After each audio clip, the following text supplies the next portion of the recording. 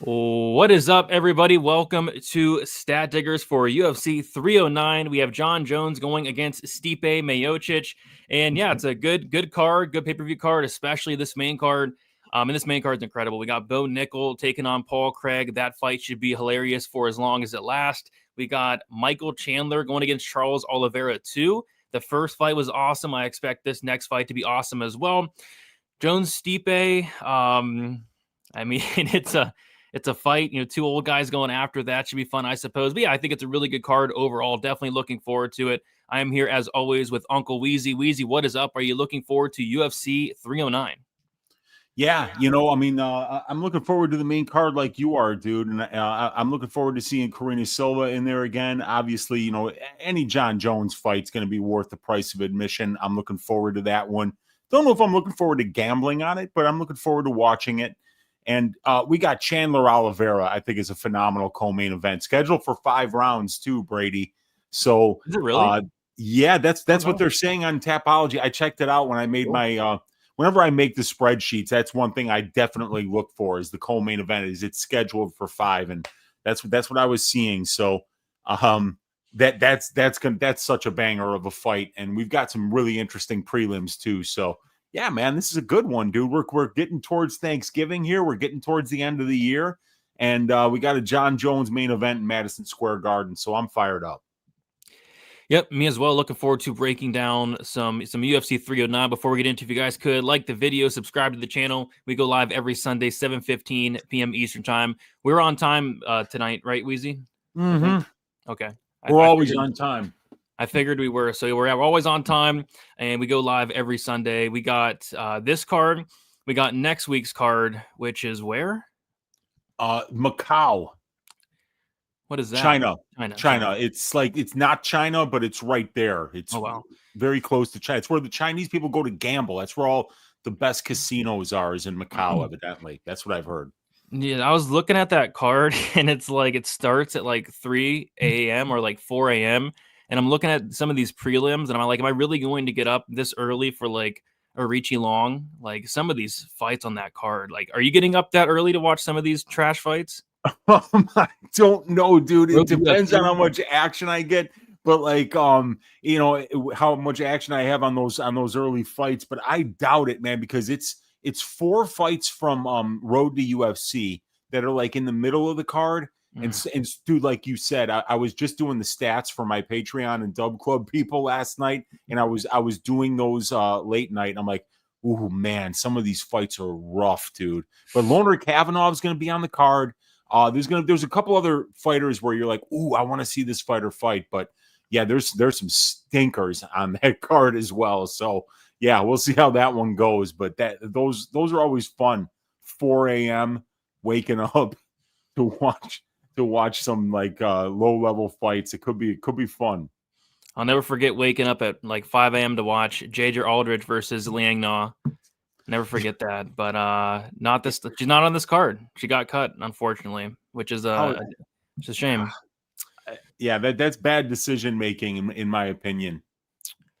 It is. They wouldn't know talent if they hit him in the face. I mean, Liang Na, she's talented, and she will be back.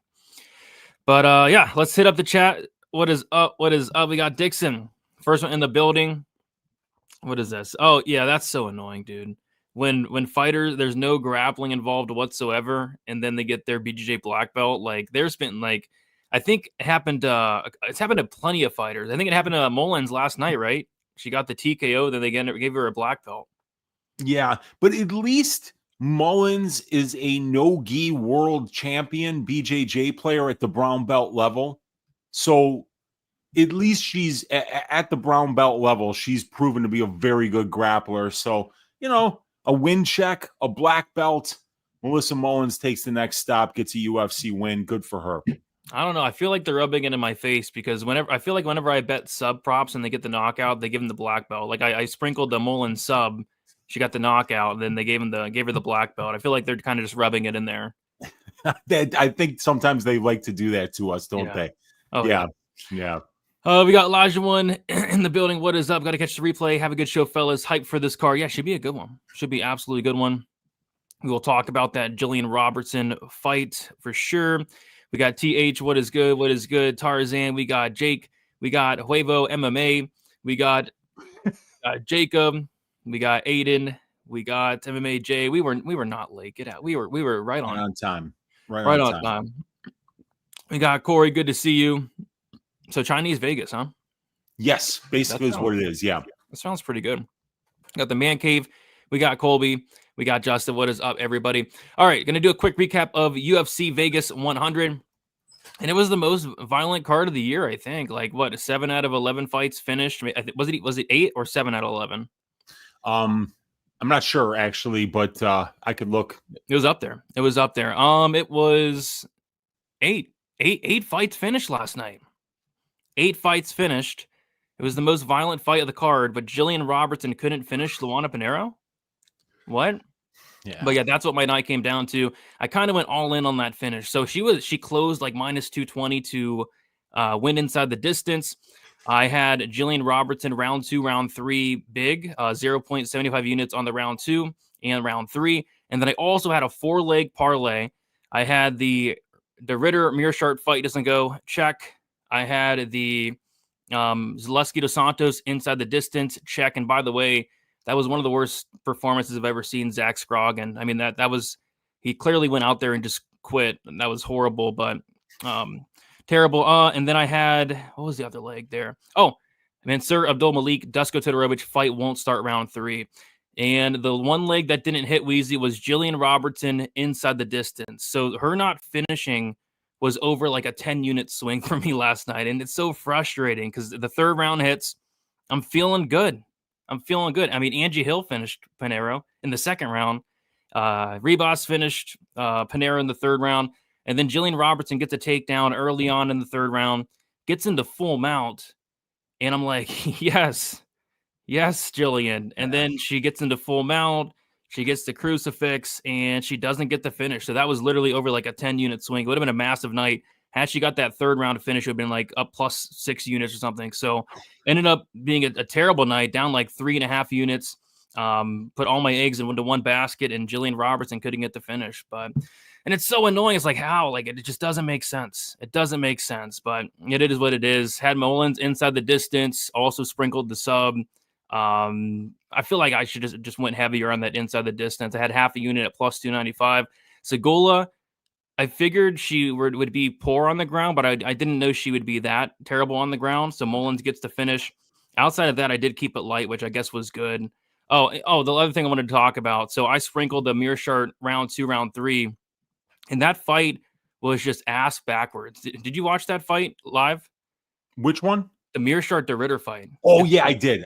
That was wild. Yeah. So Mearshart wins the first 4 minutes and 50 seconds. Yeah. He's outstriking de Ritter, landing really good shots, stuffing takedowns, gets taken down, gets right back up. He's looking great. Almost wins the first round, then he gets dropped. But yeah, looks good for 4 minutes and 50 seconds. The second round starts. He gets on top, wins like 3 minutes on top, wins the second round. It's 1-1 going to the third. And if you tell me it's 1-1 going to the third, de Ritter, who has known cardio issues, has quit before, versus Mearshart, who, like, that's his best round, I would have went with Mearshart all day. He was the favorite on the live line. And then it's like Mearshart's completely, well, both guys are completely gassed, but Mearshart's like death gassed. De Ritter gets on top, gets right in the mount, and finishes with the head and arm easy. Mearshart quits in there. Like, what? That's not how the fight should have played out. De Ritter should have won the first round. De Ritter should have won the second round, and De Ritter should have been the one that quit. So it was weird. Like, we've never seen Mearshart ever quit like that before. So, I had Mearshart round 3 plus 2,000 for a quarter unit. That would have been nice, but it was actually De Ritter battling some adversity. And God, did he look horrible. God, did De Ritter look horrible, but he got the win. So, yeah, rough night, but kept it light nonetheless. Wheezy, how'd you do last night? So, in my perspective, it was a trash card to gamble on. Yes. Okay. So I kept it so light because every fight felt like a landmine to me. I had no over-under leans, which is rare, and I had no money line bets, which is even more rare. I wound up just finding a bunch of spots that were underpriced that I played really small. I had a 1-unit bet, which was Jillian Robertson winning rounds 2 or 3. That was Dutched to plus 207. Obviously, it didn't hit. And then I had a quarter unit on Diniz Gomez by submission, who looked like she might have been 15 or 20 seconds away there at the end of the third round, but the fight never went to the ground. So that one never really had a chance to end by submission. And even though Diniz had in a pretty deep guillotine there at the end of the fight, it just there wasn't enough time for it to finish. I had Chuck Buffalo to win by submission in rounds 2 or 3 at like crazy numbers. It came out to like plus 1,300 when I Dutched it. That did not hit. I had Gerald Meerschaert to win in rounds 2 or 3. And between rounds 2 or 3, man, I was rubbing my hands together, Brady. I'm like, dude, this one's going to hit. De Ritter looks tired. Meerschaert's going to find something. And yeah, just the complete opposite. I could tell he lost 2 scrambles where he just quit moving, and De Ritter got the advantage in both scrambles. And I was like, oh my God, I think Gerald's done. And then as soon as he lost the second scramble, he just got put flat on his back and it was over. He was looking for the door. So yeah, that didn't hit. And then I also had a quarter unit play on Magny to win in rounds 4 or 5 or by decision. It's something like plus 1,000 or something. So I took some shots on some stuff that I felt like was underpriced and hoping to hit one of them. But I felt really confident on Jillian Robertson to win inside the distance. What was crazy, Brady, was what I actually managed to do. I managed to get reverse swept. I only lost 2 units. Like I didn't want to gamble on any of these fights, except the only strong read I had was Jillian Robertson inside the distance. I made her my ass shaving of the week, but I said not the money line, the inside the distance. So I went 11-0 on my picks. Another perfect night of picks, and I got reverse swept on my bets, and I lost the ass shaving of the week. The dog pick of the week did come through, Gaston Bolaños, and I kept telling my Patreon and Dub Club people, I'm just going to wait and see where the line goes, but I'm going to bet Gaston. I was going to bet a unit on Gaston's money line and a half unit on the decision prop. I didn't do either, and yeah, it cost me. So yeah, if Jillian would have gotten a finish, I would have been up. If I would have bet Gaston Bolaños, I would have been up 11-0 on the picks, but it was a card that I was very happy staying very light with my bets. I did exactly that. Kept the powder dry for this week. I've already got more units on this card than I had on last week's card, so I'm ready to go. Yeah, Jillian not getting the finish is going to haunt me for probably for the rest of the day tonight. But then I'll be... Yeah, I mean, it's annoying, but it is what it is. So yeah, I say we get right into the UFC 309. We've got 12 fights on this card. 12 so far. Yeah, we've had a couple of that have dropped out. I don't know if we're going to get replacements or not, but we got 12 fights as of right now. All right. So we're going to start with the first fight of the card, and it is Veronica Hardy going against Eduardo Moura. We got Hardy, 29 years old, 5'4" with a 64-inch reach. Moura, 30 years old, 5'6" with a 67-inch reach. Hardy's 1 year younger. Moura with a 2-inch height advantage and a 3-inch reach advantage. Hardy is 4-1 in her last 5 fights. Decision loss against Bay Malecki. Decision win against Juliana Miller, Jamie Horth, and JJ Aldrich. As far as Moura, she is 4-1 in her last 5 fights. Had a first-round submission win on the Contender Series. Beat the brakes off of poor Montserrat Ruiz, got a second-round TKO, and then lost a very close split decision to Diniz Gomez her last time out.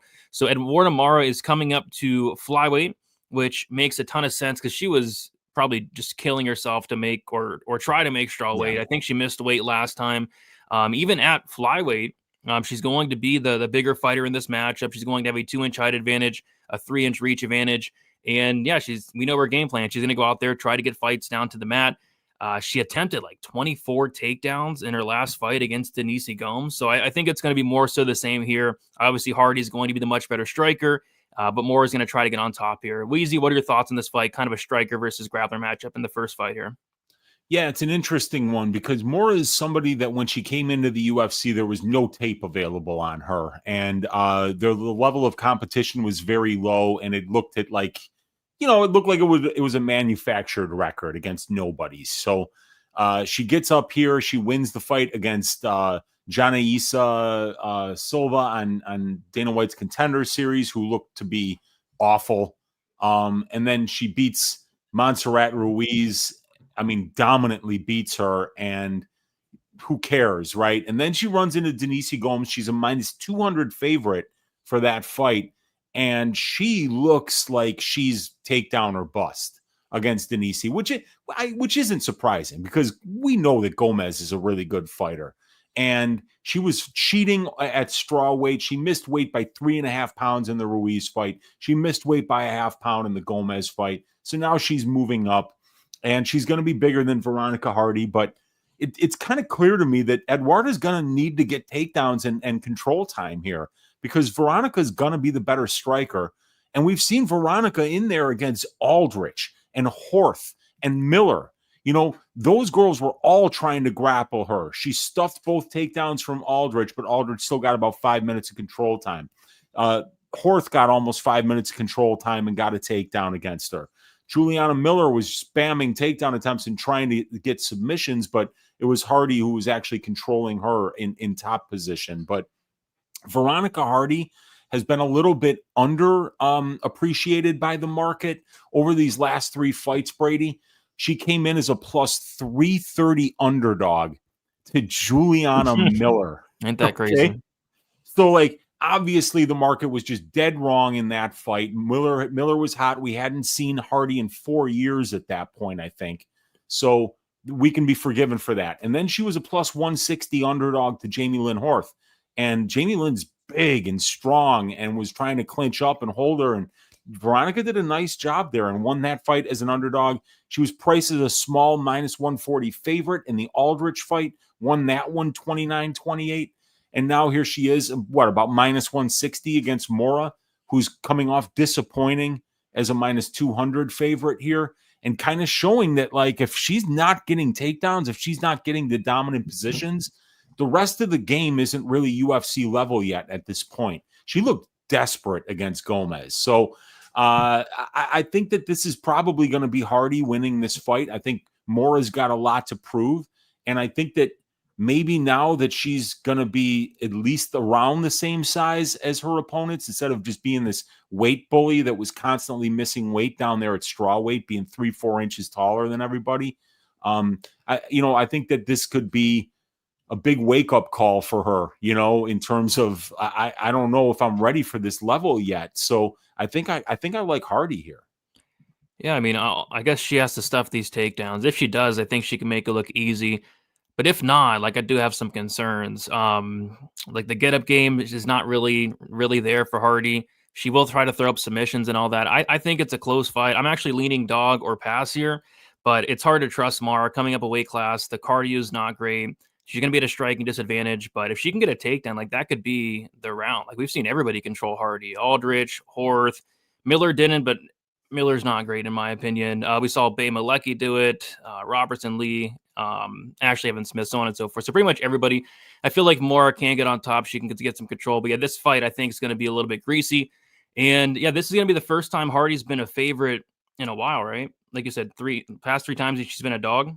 Well, she was a minus 140 favorite against Aldrich. So the market's starting to catch up and understand, okay, this Hardy's looking good. She's a different fighter now than what she was before that long layoff that she took. And she was fighting in the UFC at a very young age too. So yeah, I mean, she's a favorite here.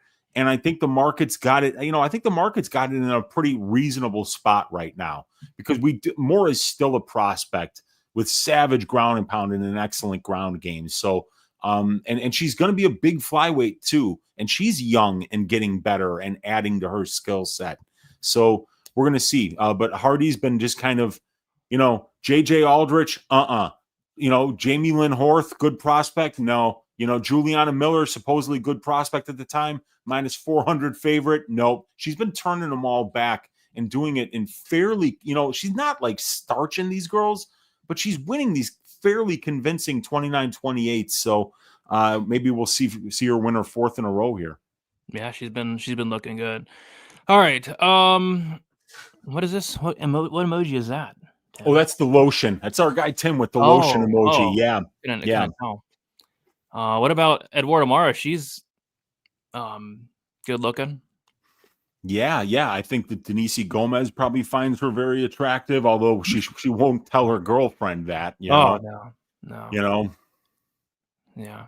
I mean, Moura's kind of handsome. Yeah, I think so. Yeah, I mean, me and Moura, we kind of have the same hair. Yes. You know? Yep, I like it. I like it. All right. So yeah, should be an interesting first fight of the card. You're sick, the Man Cave MMA. You're sick.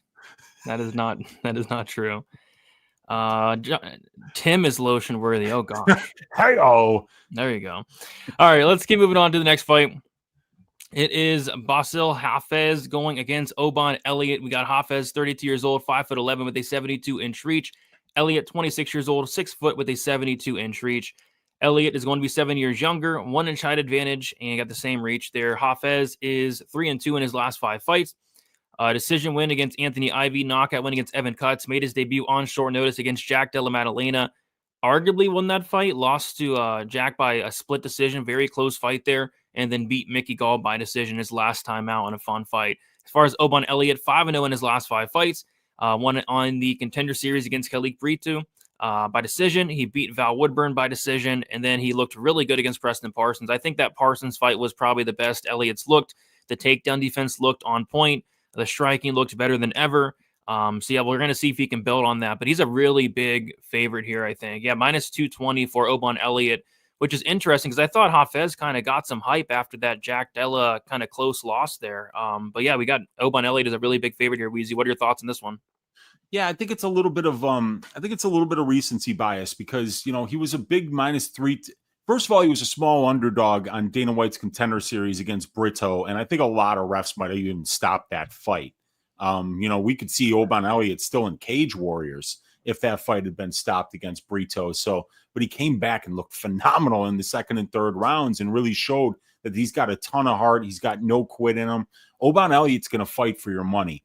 But yeah, he was plus 140, Brady, last time out against Preston Parsons and looked career best. So he's went from plus 140 against Parsons to -2 something here against Hafez. I think it's too much too soon because Hafez came in on short notice, fought Jack Della, plus 420 underdog and made that fight very close. And then he went out there and he won a convincing fight over a bum in Mickey Gaul. So he's on a win streak here. Oban Elliott's the younger guy who is coming off a career best performance. But these guys, let's face it, they have similar skill sets. They're both guys that are winning minutes in the grappling. You look at Elliott at the UFC level in his 2 fights, 46% control time for, 13% control time allowed, winning about 78% of the control time positions in his fights. On the Hafez side, he's out controlling his opponents 27% to 5%, winning about 85% of the control time positions in his fights. Hafez getting 3 takedowns per 15 minutes. Oban Elliott getting 2. They're both allowing a little bit as well. So I think both these guys are minute winners in the grappling exchanges. Hafez 4-0 to the sub. Oban Elliott 3-0 to the sub. Neither one of these guys is getting a lot of knockouts. Hafez has knocked out 11% of his wins. For Elliott, he's knocked out 18% of his wins, and he's been knocked out in both of his losses. So I think, yeah, this is kind of interesting to me because Oban seems like he's entirely too big of a favorite. I know he's coming off a career best performance. I know he's got a great camp over there at Shore MMA, Shaky Shore, one of the great coaches going today. So I think this line is too wide, but this is going to be a ding dong of a fight, man. I'm looking forward to this one. This is good matchmaking. And for some reason, it's below. The next fight is a tragedy. Yeah.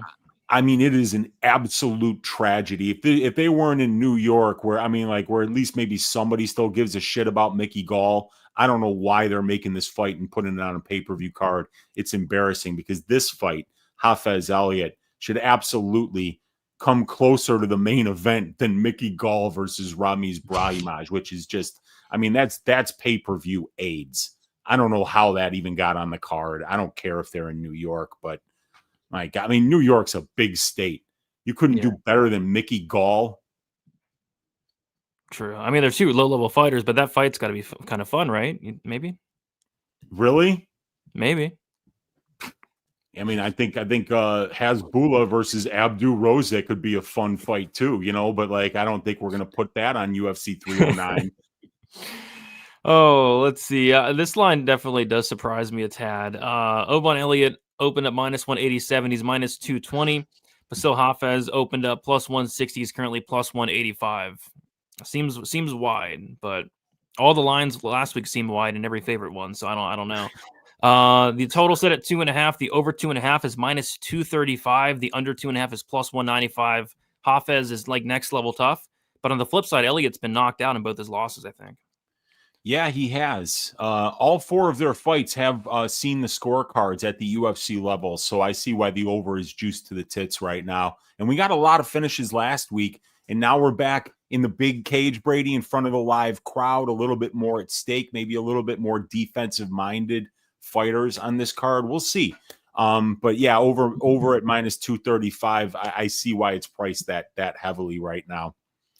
Yeah, if there is a finish, it might be like a Hafez late finish. We've seen Elliott kind of break before him, but probably does go the distance. All right, moving on to the next fight. It is Weezy's favorite fight of the card. We got McGhee Gaul going against Ramiz Brahimaj. We got Gaul, 32 years old, 6'2" with a 74-inch reach. Brahimaj, 31 years old, 5'10" with a 72-inch reach. We got Brahimaj 1 year younger.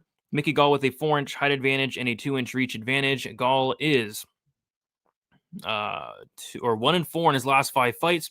Decision loss to Mike Perry. Submission win against Jordan Williams. Decision loss to Alex Morono. Knockout loss to Mike Malott, and then a decision loss to Basil Hafez. As far as Brahimaj, he is 2-3 in his last 5 fights. Knockout loss to Max Griffin. Submission win against Sasha Palatnikov. Decision loss against Court McGhee. Submission win against Michael Gilmore, and then a decision loss to Themba Garimbo. Weezy, are these Brahimaj wins the worst wins in UFC history? They're up there, man. Sasha Palatnikov and Michael Gilmore. Did he have another one as well, or? Yeah, but you could add up the wins of McGhee Gaul, and it's like, dude, like who the hell is Salim Touari? Yeah, they're bad too. I was just saying, like Michael Gilmore and Palatnikov. I can't remember. Yeah, no, you are not wrong, dude. Neither one of these guys has good wins, but I think Gaul's got one win that kind of like shades his winning strength to schedule stats to make them look a little bit better than they are.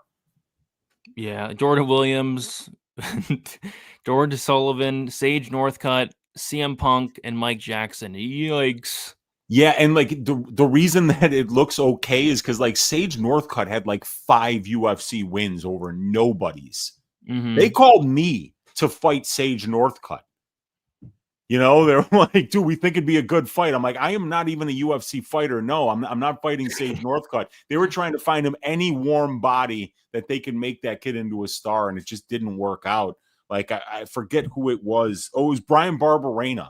They were like, all right, go out there and kick Barberena's ass. And Barberena had other plans. He's like, I am not losing to this candy ass. Oh, we got to put some respect on Jordan Williams, though. I mean, Jordan knocked out Robocop. Dude, he's the #1 fighter with type A diabetes in the world right now.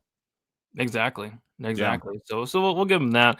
Weird fight. It's like Brahimaj, he has 10 wins. All the 10 wins come by first round submission. I'm not sure he's going to submit McGhee Gaul in the first round, and if he doesn't do that, what's his fight going to kind of look like? I think McGhee Gaul is the better striker. But yeah, like you said, they're both very, very, very low level here. So I'm going McGhee Gaul just by default, but maybe Brahimaj can get him out of there early. It's just I don't really see it. So I'm taking Gaul by decision, I think. What are your thoughts on this fight? Oh, I mean, I think that this is the best draw bet of the year because neither one of these guys is good enough to win a UFC fight in the year of our Lord 2024. So this one either winds up being a no contest or a draw. Because if Brahimaj or Gaul gets a win in 2024, look at the line. Even the books are like, go ahead, take whoever the fuck you want. Like we don't care. -112 a piece. Flip a coin. You're better off. You're better off playing Keno than trying to pick which one of these bums is going to get their hand raised on Saturday. Yeah, a draw could make sense. Maybe like a Ramiz 10-8, and then Gaul 2-3. Yeah, maybe they wake up Sal D'Amato after the fight's over. They're like, Sal, what's your scorecard? And he's just scrawls something down, and it winds up being a draw. I don't know, man. It's been a long year, Brady. I can't see myself.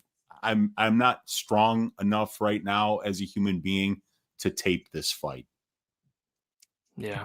I think you're being like a little like this fight's gonna be fun, right? Like Brahimaj is gonna go after it, and they're both gonna try. At least they're gonna try. Like I hate when like Mike Malott, Trevin Giles, they didn't try. At least these two, maybe they're not great, but they're gonna go in there and try, right? That's fun. I think they'll probably try. Yeah. You're right. I think they're gonna try.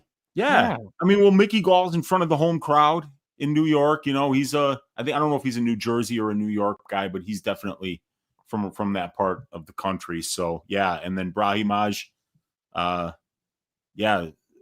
Albania stand up, I guess. I don't know. Yeah, they're gonna try. Zach Scroggin, he didn't try last night. He took one punch.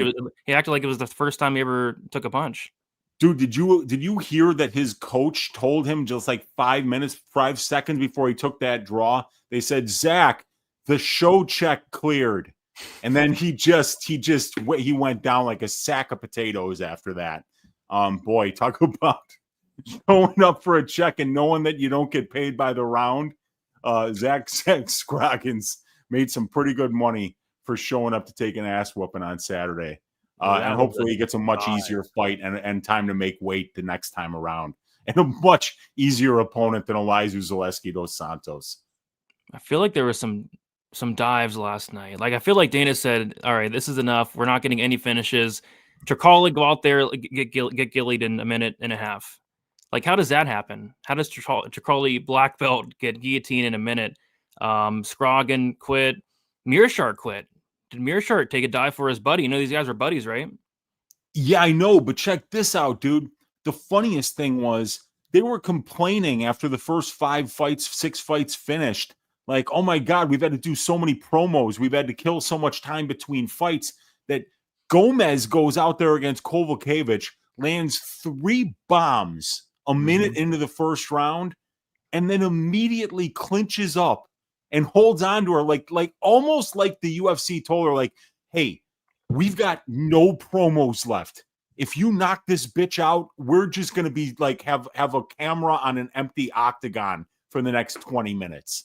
So that it almost looked like they told Gomez, stretch this out for the full 15. Yeah, maybe they said the same thing to Jillian. You never know. Yeah, I don't know, man. Dude, did you hear Dean Thomas? Dean Thomas, when Jillian got on top of her 30 seconds into the third round, he's right there, cage side. He goes, "That's a wrap. Finish the fight, Jillian." Like he was almost walking back to the locker room, like it's over. Jillian's in top control. Luana's tired. This fight's over with. You could hear Dean Thomas say that's a wrap at cage side, and it was not a wrap. It went to full 15, and your Uncle Weezy got served. I heard it. Would have been a massive night. Massive. It got in the mount and everything, and Luana did the old fight to not get finished thing. I hate when people do that. I'm going to lose, but I'm not going to get finished, and moral victory type thing. Yeah. Moral victory was me not cashing my Jillian Robertson round. Not only you, everybody. I think everybody was on Robertson into the distance. Yeah, at least it wasn't like a steakhouse bet where like Jillian and her friends cashed a plus 1,000 Jillian by decision. It was nothing like that, So there, I'm not accusing Jillian of any shenanigans. It was a good performance by her. She did exactly what she needed to do. She won that fight cleanly. Yeah. All right, so we will move on then to the next fight. It is Marcin Tybura going against Jonata Diniz. We got Tybura, 39 years old, 6'3" with a 78-inch reach. Diniz, 33 years old, 6'4" with a 79-inch reach. Diniz, 6 years younger, 1-inch height advantage and a 1-inch reach advantage. Tybura, he is 3-2 in his last 5 fights. Decision win against Alexander Romanov. Decision win against Blagoy Ivanov. Knockout loss to Tom Aspinall. Submission win against Tai Tuivasa. Then a submission loss to Sergey Spivak. As far as Diniz, 5-0 in his last 5 fights. Knockout win in the first round on the Contender Series. Second round knockout against Austin Lane. And then a decision win against Carl Williams. And yeah, interesting fight. They kind of just threw this on the card. It was supposed to be Jonathan Diniz versus Derek Lewis. Derek Lewis pulled out, and then they kind of are bringing in Marcin Tybura on short notice to take on Diniz in this one here. Clear striker versus grappler matchup. And I think this one's going to come down to who's able to get their game plan going first. Is Diniz going to be able to touch the chin of Tybura first, or is Tybura going to be able to take him down? I think one takedown, the fight's probably over shortly after. I think there's a big discrepancy on the ground, but Diniz has a lot of power on the feet. So I think Tybura, it'd be very wise for him to go for a takedown early like he did in the Tuivasa fight. And if he does that, I think he makes it look easy. But I'm hoping he doesn't strike with Diniz. But yeah, should be a fun fight, Weezy. I think the winner is going to look like a massive favorite. I think it's either a Diniz first-round knockout, or I think it's Tybura taking this fight down to the ground, getting into a dominant position not too shortly after, and getting a TKO or a sub. So yeah, should be a really fun fight. What are your thoughts on this one, Weezy? Yeah, I agree. Big step up in competition from Carl Williams up to Marcin Tybura here. And obviously Diniz has got a ton of power on the feet, and he's a very clean and technical kickboxer, accurate, powerful, great kicks, great footwork, So we know that Diniz is going to be the better striker in this fight. But, Marcin Tybura has 20 fights at the UFC level, and Diniz has 2. Marcin Tybura is the combined record of the opposition that he's faced at the UFC level is 159 wins and 120 losses. And he's beating guys with winning records at 86 and 82. So Tybura is a guy that's a Brazilian Jiu-Jitsu black belt with really nasty ground and pound. He does have one UFC win by submission. It was the recent one against Tai Tuivasa, but really usually what he does is when he gets on top, he pounds, he uses ground and pound to finish fights. Diniz is a 0 on the ground. I mean, if you're getting taken down and held down by Austin Lane for 4.5 minutes, that's a really bad sign. And then I was surprised because, I had made Diniz the ass shaving of the week again in the Austin Lane fight, and he came through with the second round knockout. When they made Diniz a plus 170 underdog to Carl Williams, I said, Carl Williams is a good wrestler, but, Diniz has got a ton of power, and I think he can win this fight on damage. And I wasn't able to watch the fight, I remember, but I cashed the bet, and people were saying that Carl didn't wrestle. And I was like, holy shit, he really didn't when I went and watched that fight back. And Janata almost finished him in the third round. Carl panic wrestles, gets a takedown. 12.5 minutes, 13 minutes into the fight, he gets on top of him and he almost finishes him. Dude, if Tybura gets on top of this guy and secures half guard, it's over. Janata's got nothing for him on the ground. He's going to get his head pounded through the canvas, or he's going to get submitted. And I think that Tybura will be fine at distance striking range. I mean, he's been in there against, the entire division, basically. He's got 42% accuracy, 60% defense. He's got 4 of his losses are by KO. But, it's some really good fighters with the exception of Augusto Sakai, who did knock him out. But that was like 11 fights ago. So, Aspinall's knocking you out. We get it. So, yeah, and I think that Diniz has got solid takedown defense, but I think Tybura is going to be able to get him to the ground. And that because Jonata really does have to worry so much about the takedowns of Tybura, I think it's going to make his striking a little bit more tentative as well. So I like the under 1.5 here, Brady, at plus money, because I think if Tybura gets on top once, it's over. But Jonata's got the kind of power where if he lands one clean shot on Tybura's chin, a guy who's been knocked out 5 times in his career, 4 times at the UFC level, obviously Jonata could find a finish in this fight as well with the kind of power and accuracy and technical kickboxing that he's got. So, but I think that this line is way off. I think Tybura should be a big favorite here. I don't really get this line, but it is short notice for Tybura. And I don't know if he wasn't really training for a fight while we were supposed to see Diniz just a couple of weeks ago. So, yeah, this is an interesting one, but I am liking Tybura a lot here. The massive difference in the grappling games of these two guys is something that I just couldn't ignore, getting Tybura at plus money. Yeah, I mean, the path is there to literally look minus 1,000. The question for me is the IQ. I mean, this is a guy that got that haircut. I mean, not the best haircut. I mean, honestly, probably the worst haircut. And not only that, Wheezy, he made the haircut his profile picture on Instagram.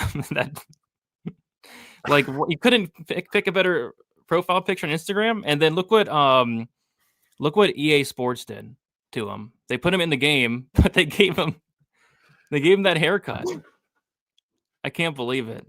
But as long as he comes in with like a normal haircut, I think he'll be fine. Let's take a look. Let's see. I can't tell. Guess we'll have to wait. Oh, look, he looks good. Yeah, it looks a little more normal. Yeah, there you go. There we go. Yeah, I did have a bet on Tybura in his last fight. Oh, me too, dude. Yeah, it didn't go well. Didn't go well. And I think that could be a little bit of recency bias as well. You know, he blew it against Spivak, got caught in an arm bar, but like, dude, I bet on Tybura. I've got a 3-unit bet on him at plus 100. If Diniz catches him in an arm bar, I'm going to get in my Jeep and I'm going to drive it into Lake Michigan. I'm done. Yeah, that'd be hilarious. I couldn't believe it. That was the same night that Chepe Mariscal killed Damon Jackson and Jason Herzog didn't stop the fight. And then I was so upset about that. I was still recovering. And then Sergey Spivak armbarred Tybura, and I wanted to crash my car at that point. But so yeah, we got weird line movement here. So Diniz opened up minus 175, went all the way to plus 190s, now plus 105. As far as Tybura, he opened up plus 150, went all the way down to minus 180, and he's currently at like minus 125. So very closely line fight. Over under set at 1.5. The over 1.5 minus 155. The under 1.5 is plus 125. I don't mind that under 1.5 as well.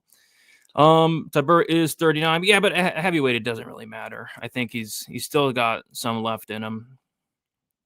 Yeah, it's heavyweight's one of those classes where it's like not like, you know, being a 39-year-old bantamweight at all, you know. So Janata is very young for a heavyweight at 33 years old. So he's got a really bright future because he could put together another 10 years potentially of MMA in the heavyweight division with his skill set. Yeah. Yeah, I mean, cheaters always win. We saw Melissa Dixon, she cheated. And once she cheated, I'm like, oh yeah, she's gonna smash this chick. We got Dan from Half the Battle saying smash the like button. Appreciate you, Dan. Agreed. But yeah, this fight should be fun. I think the winner is going to look like a massive, massive favorite. And I love fights like that. Yeah. All right, let's move on to the next fight. We got Jim fucking Miller going against Damon Jackson. We got Jim Miller, 41 years old, 5'8" with a 71-inch reach. Damon Jackson, 36 years old, 5'11" with a 71-inch reach. Damon Jackson, 5 years younger, 3-inch height advantage, and got the same reach there. You got Jim Miller. He is 3-2 in his last 5 fights. A submission win against Donald Cerrone. Decision loss against Alexander Hernandez. Knockout win against Jesse Butler. Submission win against Gabriel Benitez. And then a decision loss against Bobby Green. As far as Damon Jackson, he has 2-3 in his last 5 fights. Knockout win against Pat Sabatini. Knockout loss to Dan Ige. Decision loss to Billy Q. Decision win against Alexander Hernandez. And then a decision loss to Chepe Mariscal. This is a fight where this is kind of like the Gaul Brahimaj fight for you in a sense of I just don't know what to do here. I don't trust either of these fighters at all. I don't trust Damon Jackson at chalk, especially this guy. He's getting up there in age in his own right. He's taken a ton of damage. The dude literally died in his last fight. I mean, Chepe Mariscal, I thought we were about to witness the first death in the octagon in that Chepe fight. Like there was like 15 seconds left and Damon Jackson was just like laying flat on his face, getting his head pounded in. Jason Herzog saying, watch the back of the head instead of stopping the fight. Damon Jackson, it took a ton of damage there. He's been knocked out like 5-6 times. But Jim Miller, he's also taken a ton of damage. He's 41 years old at this point, doesn't have the best cardio. I just have no clue what's going to happen here. I feel like Damon Jackson can potentially get some takedowns like we saw Joe Selecki do back in the day. Saw some other fighters be able to take down Jim Miller. I think Vince Pichel was able to do it. But the chin of Damon Jackson concerns me. So I don't know. I feel like this fight could probably go either way. I think it's lying closely for a reason, but I just don't trust either fighter here. Weezy, what are your thoughts on this fight? Yeah, my thoughts are it's really hard to bet on Jim Miller or Damon Jackson coming off of the last performance that each of them had. I mean, dude, Damon Jackson's only taken 2 months and 22 days off. Wait, what? It's been 2 Yeah, months? 2 months and 22 days since the last The fight. dude died. He died He last fight. died. Oh, He died. Dude, like, what's up with Herzog, by the way? yeah. Are him and Vyacheslav Kisiev like watching snuff films together? Dude, what the hell, dude? I mean, like, he's a death dealer. He's an absolute death dealer. I don't know what he's doing. I remember you were talking about how you needed that Mariscal finish and you were having a bad day. And I was watching that fight and I was sitting there with my head in my hands. I'm like, Brady is going to kill somebody right now. You know, I mean, like, you want to talk about bad beats. Chepe Mariscal inside the distance against Damon Jackson.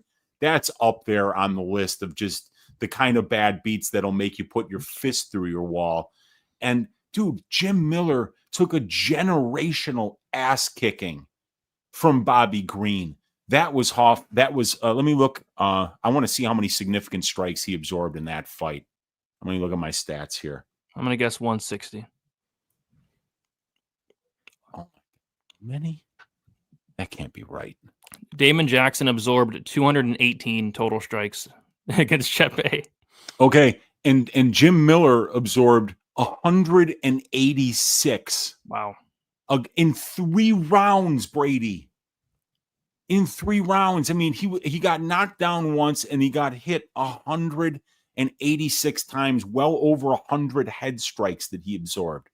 That's disgusting. So to put money on either one of these guys to go out there and win a fight right now, I think is just a little bit terrifying.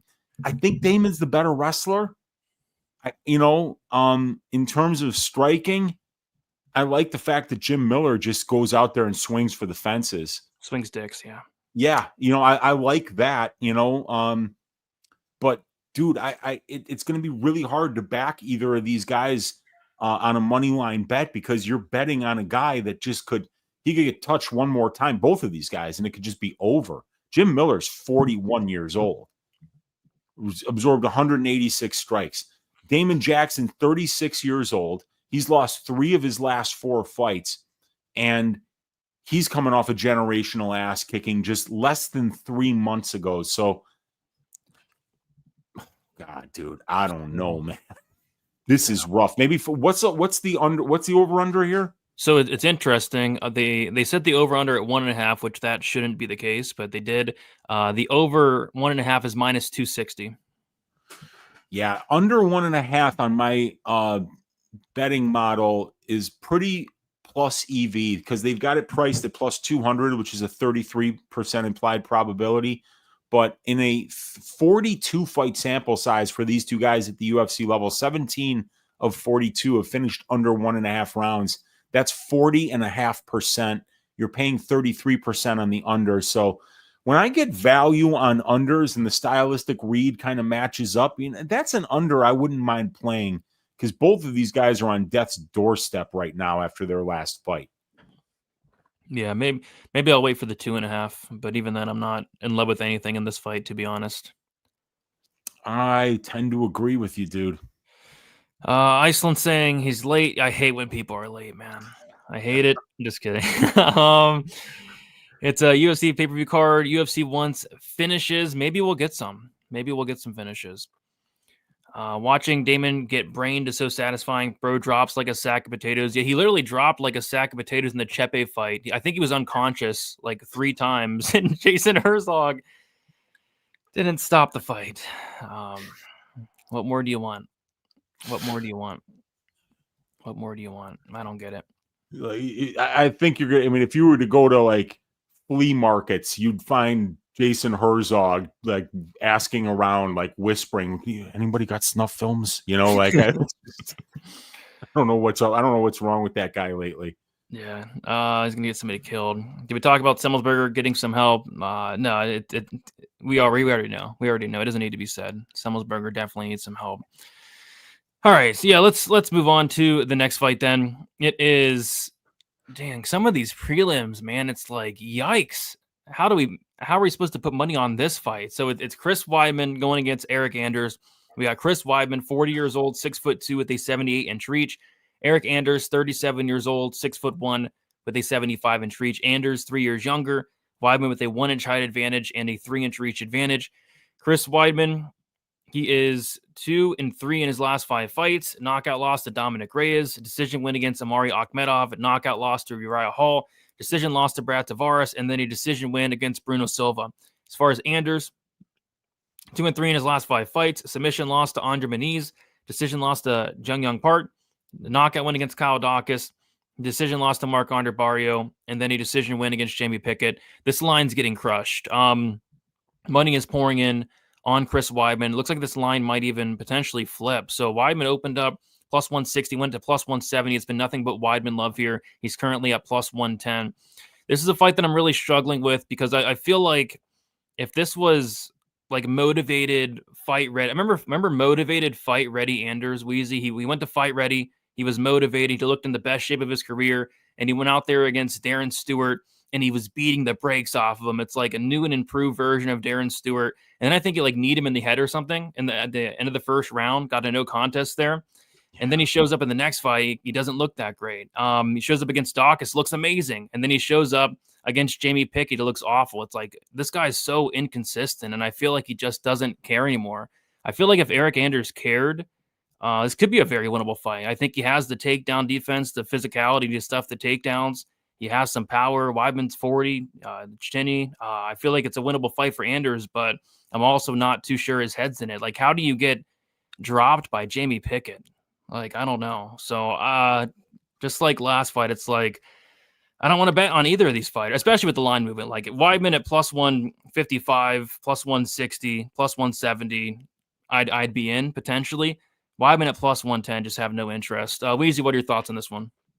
Yeah, I mean, like Weidman last time out was plus 195 underdog against Bruno Silva, plus 195. So people were already kind of shoveling dirt on his grave. And Eric Anders in his last fight against Jamie the Night Wolf Pickett was minus 520. Oh, yeah. So, this guy Weidman broke his leg against Uriah Hall. He took a long time off, and then Brad Tavares tried to break the leg again when they fought, and Tavares looked really good against him.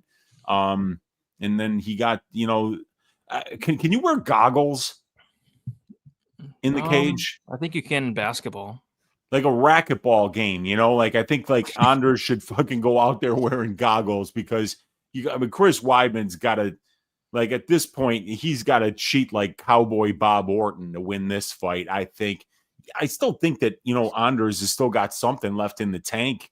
But I'm not entirely sure about Weidman. But it is, this is Weidman's home state, New York guy. The crowd is probably going to be really behind him. And, guy's a legend. He beat Anderson Silva twice, So, Weidman deserves all the respect. He's a legend of the sport. And Anders, is just a massive, massive middleweight. So as long as he makes weight, I think he's going to kind of be able to bully Weidman a little bit in the clinch, probably land some good strikes at distance. I think Anders should win here, man. But it's the same thing we just talked about 2 fights ago and last fight. How do you get on either one of these guys right now? I don't think I want to put money on Anders against Weidman in New York on a pay-per-view card on what might be his swan song, where if it does go to decision, he could, because I thought Anders beat Jun Young Park. He lost that decision, he just got 30-27 by Marc-Andre Barrio, who just beat the hell out of him, who just lost to Stoltzfus. And, he didn't look great against Pickett. So it's hard to back Anders. But it kind of feels like, dude, just one fight ago, that people were ready to usher Weidman out the door. And he wins via eye pokes. And now people are betting him. I think it's a bad idea to bet on Chris Weidman at close to evens here. That's what I think. But, I mean, there's a very small percentage chance that I'm going to have any money on this fight. What is the over-under at?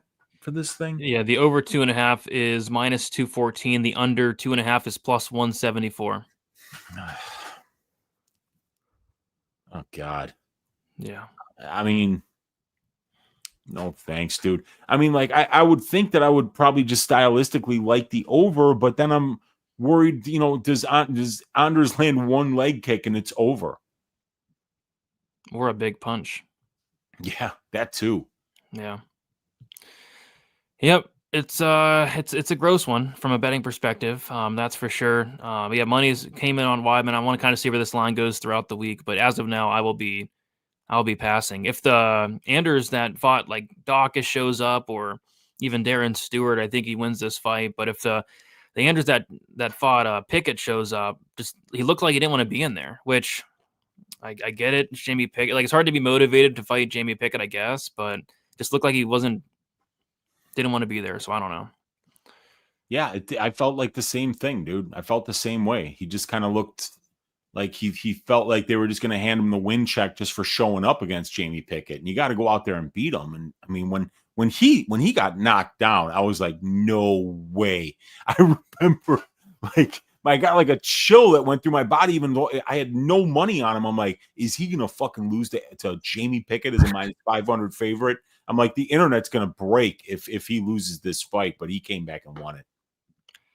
Anders hasn't been training. Yeah, I went to his Instagram to kind of see where he's been at, but I really don't see anything fight related. Oh.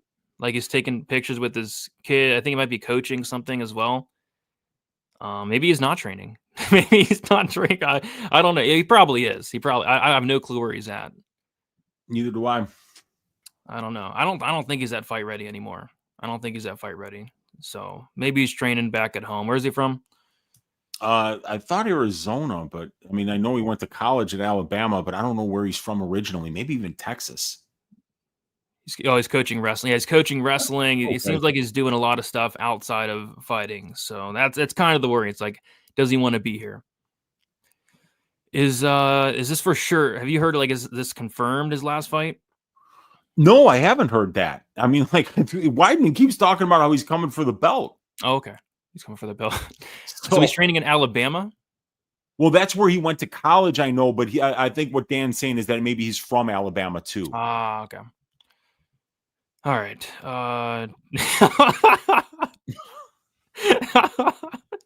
Is that what he's doing now?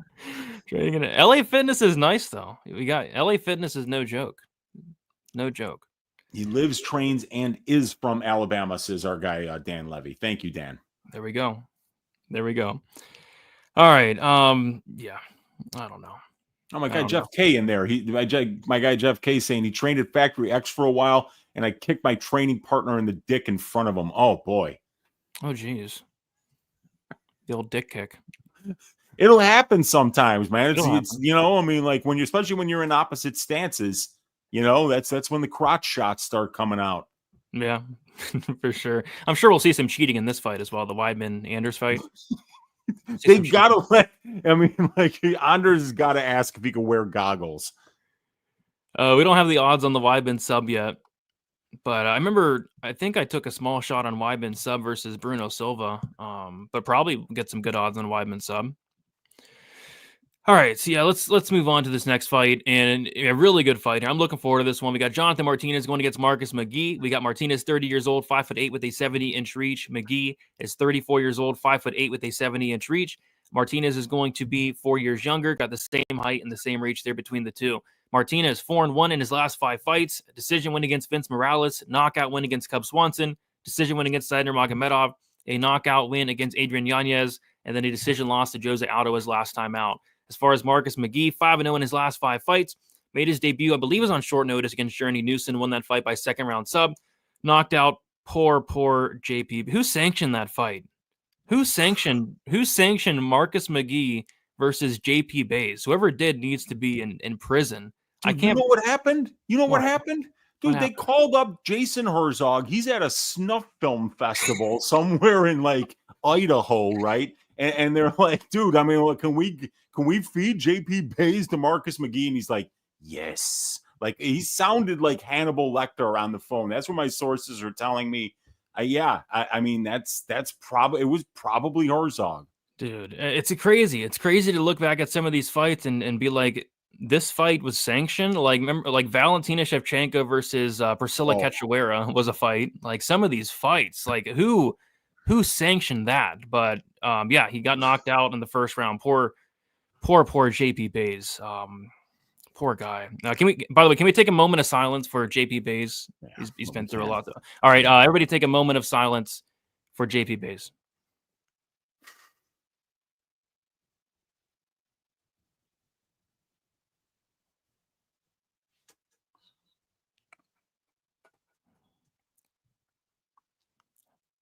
Thank you. Thank you. I feel like we need like a song like in the background, but yeah, poor JP Bays. We got Gaston Bolaños knockout win, which has aged well. All right. Good fight here. I mean, Marcus McGhee kind of came out of nowhere.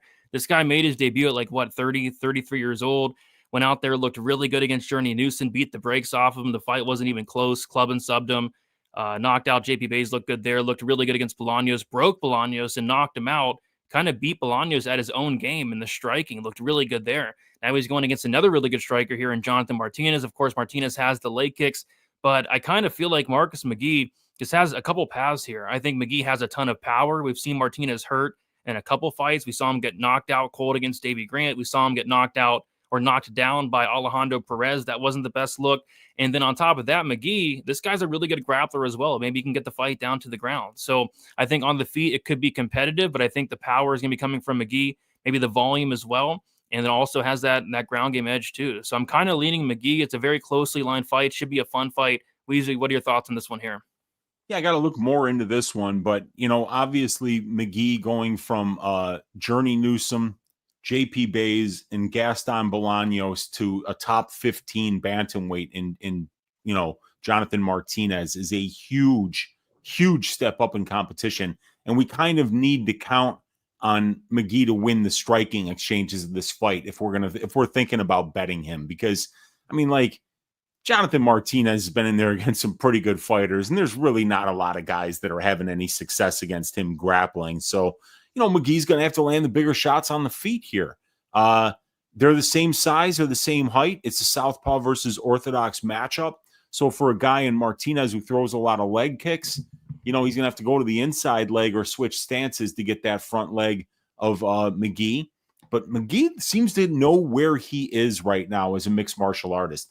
This guy didn't turn pro until he was almost 30 years old. So he's 34-year-old now. He's 34. He's a bantamweight. There's a limited amount of time that he's going to be able to make hay here and climb this ladder. And he's fighting like it, Brady. He's going out there and just dick sawing these dudes. Newsom, he finishes. Poor JP Bays, he finishes him. Gaston Bolaños is a dangerous kickboxer. He just went out there and just, like a hot knife through butter, just kicked his ass. So I think the recipe for McGhee here is you just show this guy no respect. Say, look, we're going to swing dicks whether you like it or not, and I think I can knock you out before you can knock me out. And, McGhee's coming from, it's got to be mentioned that he's at the MMA lab, and that place is just like a phenomenal place to train if you're a bantamweight. You're getting access to the top bantamweights in the world.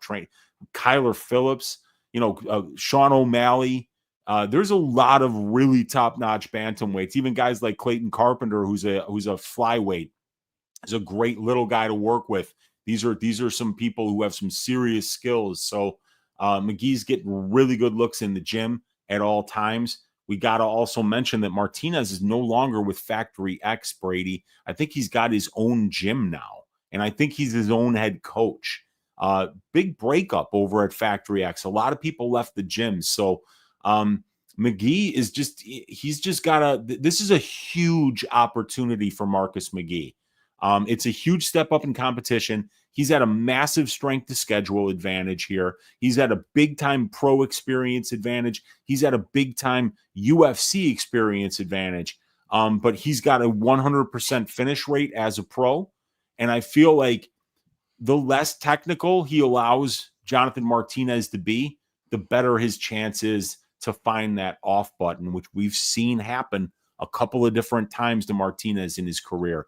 4 knockdowns that he's absorbed at the UFC level, 1 knockout that he's absorbed at the UFC level. And, he's got 60% distance striking defense, and he absorbs 4.3 distance strikes per minute.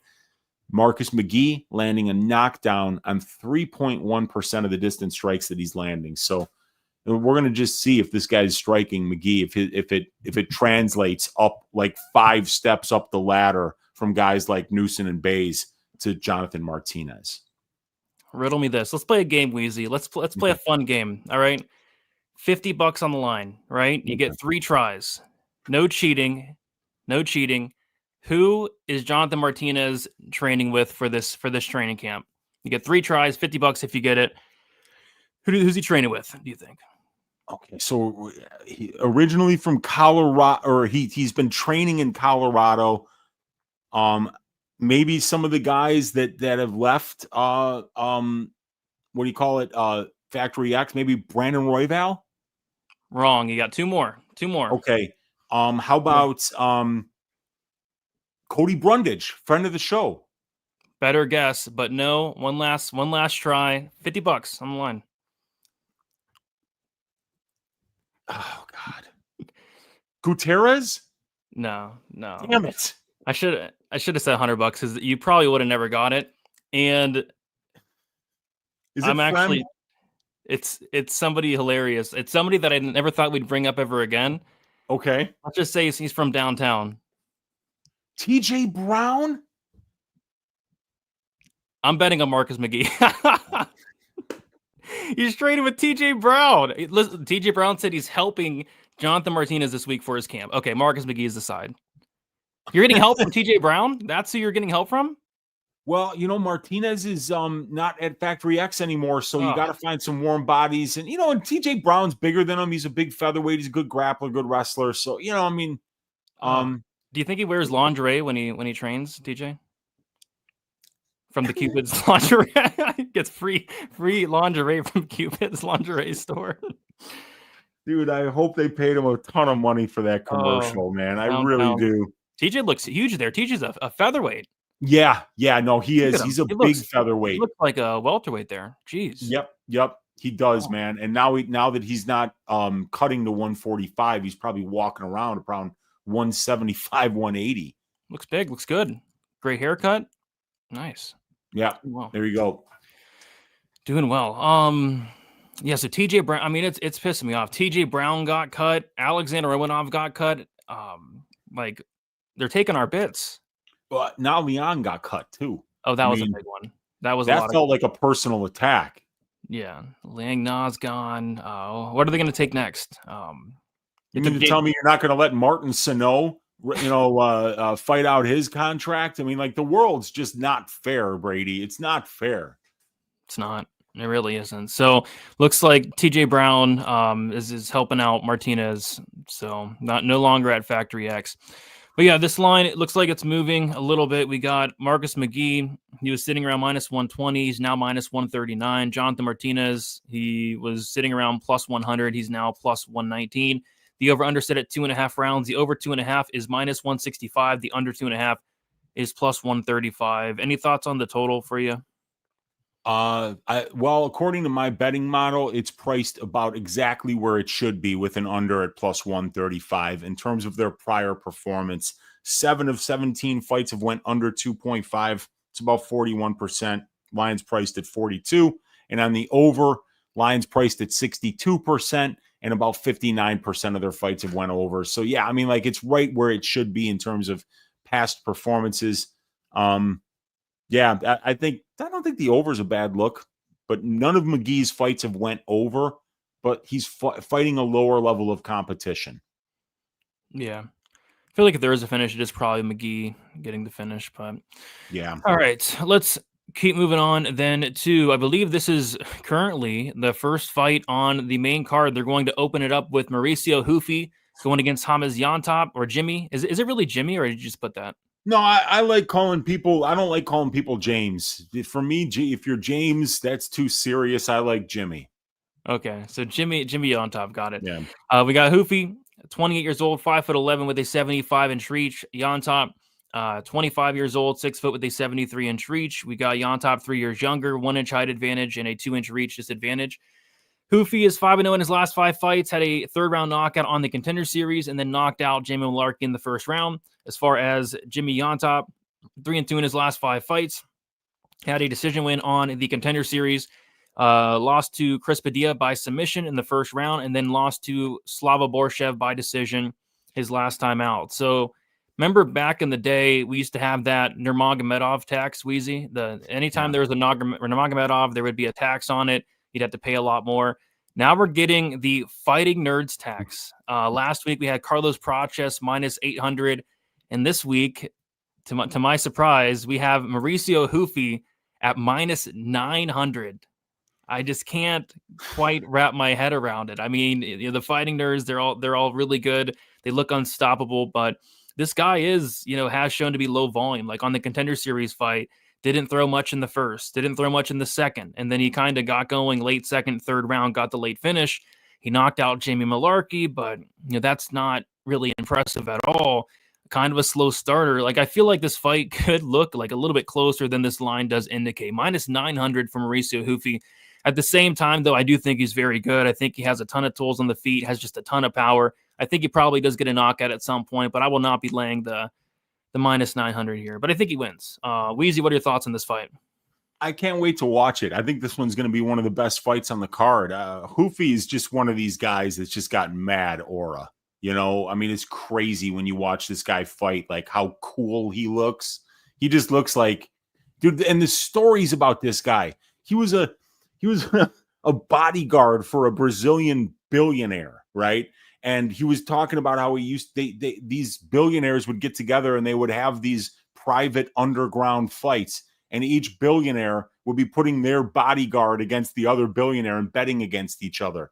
And it was like, dude, they were, they could buy and sell us all. And they were putting like millions of dollars on the fights and we'd have to fight each other, crazy shit.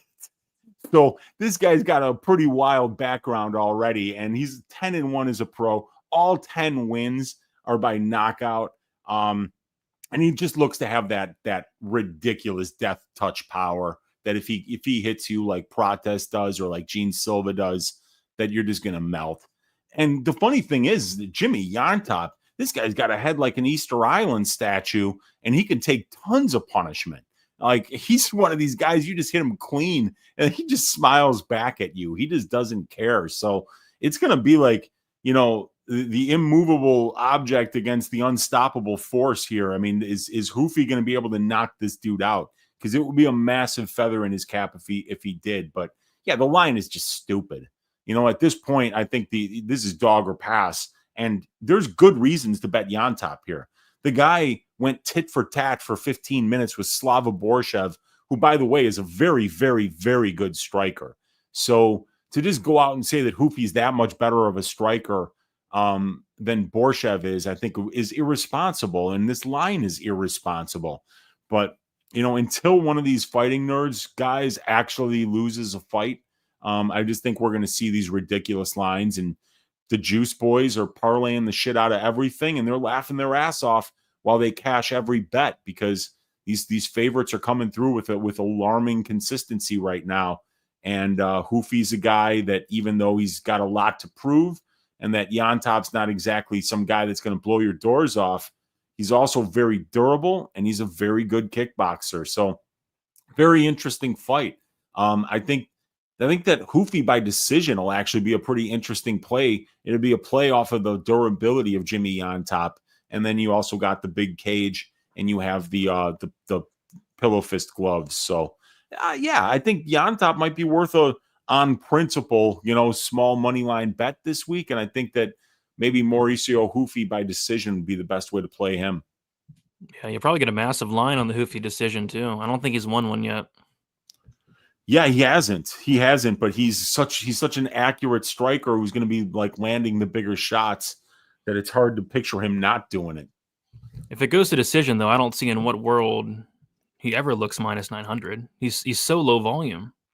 Mm-hmm. At least in his past fight against Mullarkey, it looked a little bit better, looked more aggressive there.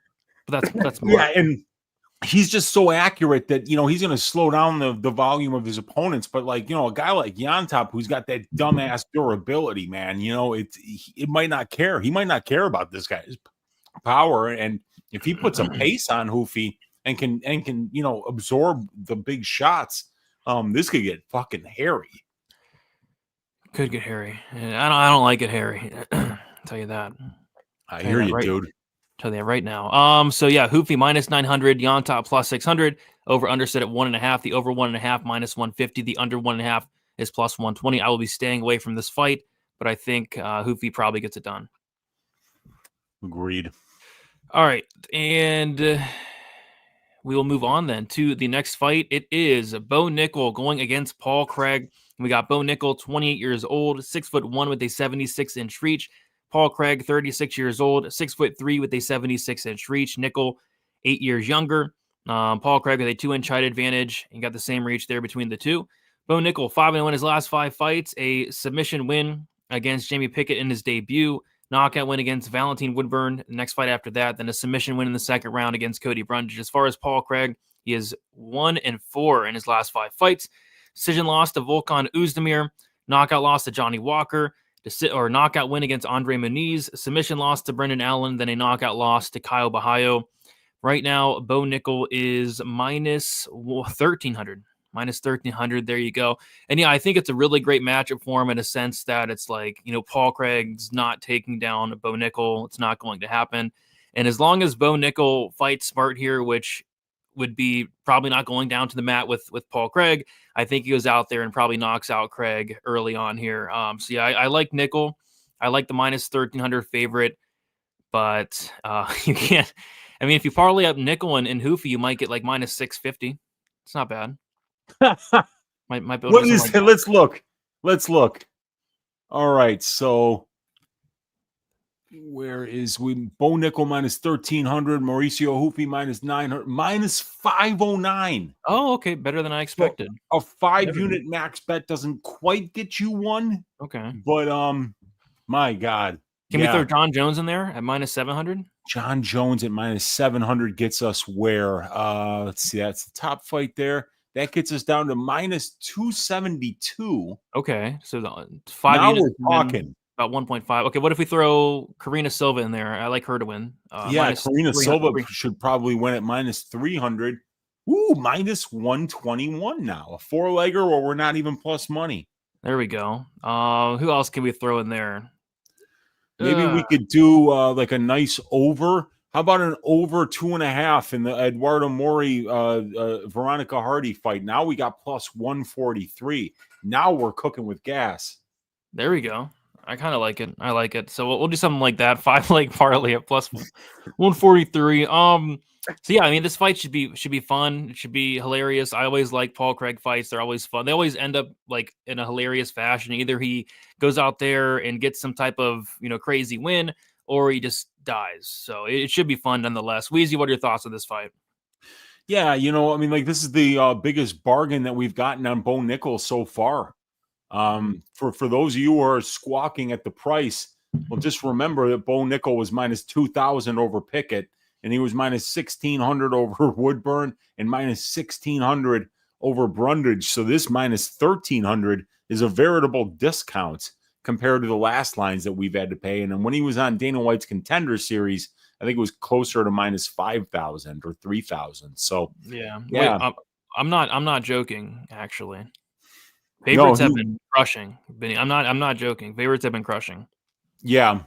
But what we're making light of is that 4-leg parlays that are sitting at minus 150 are something that if you're doing that every single week, you're probably going to wind up in a padded cell somewhere in some kind of 1-800 gambler work camp.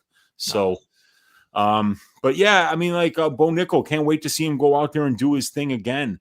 And if I thought for a minute that his striking wasn't up to par, I would maybe even think of Paul Craig bet at plus 775. And Paul Craig can catch anyone.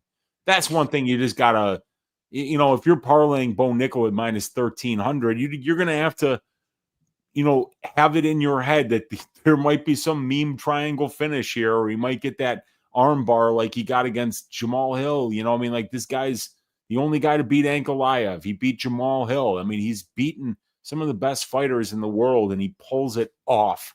You know, was it Krylov who went into his guard voluntarily? Got Everybody choked out. did, yeah. You know, so Bo's gonna have to be careful on the ground, but we know that this guy's grappling game, that he's a grappling savant already, and you know, he's training an American Top Team. They'll have him ready here. Under 1.5 minus 185, over 1.5 plus 155. Yeah, I mean, I got burned betting the under 1.5 last time out against Brundage, so maybe on principle the over is the play here, but obviously, you know, I mean, I think Bo's going to get the job done. Yeah, I was actually shocked to see the under is not like minus 400 in this one, because Paul Craig goes under all the time outside of the Uzdemir fight when I had the fight doesn't go. But other than that, he goes under a lot. Even in his last fight against Kaio, somehow went under too. So I kind of like the under, I guess, but all these bow props are going to be terrible. Like KO is going to be like minus 300. It's going to be awful. Yeah. Yeah, there's not much, you know, there's not much you can do when the money line gets to minus 1,300. Mathematically, you know, the props are going to be ass as well. Yeah. All right, and I like ass, but I don't like ass props. No, that makes two of us, Brady.